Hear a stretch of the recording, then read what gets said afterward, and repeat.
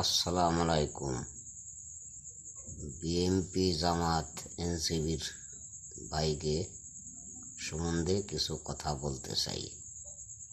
কথা হলো, বঙ্গবন্ধুর কবর ঢাকা ৩২ নম্বরে না, যে ওইখানে এলোমেলো পাথারি করতেছ। বঙ্গবন্ধুর কবর টুঙ্গিপাড়া, গোপালগঞ্জ।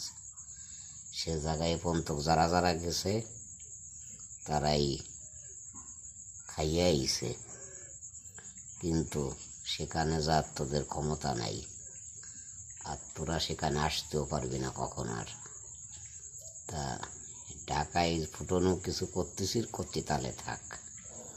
বাড়তেছিস বাড়, আমরা বাড়াচ্ছি বিদায় তোরা বাড়তেছিস। তা বেশি বাড়লে এবারা ঘোরাতে পানিতে পড়ে যাবি।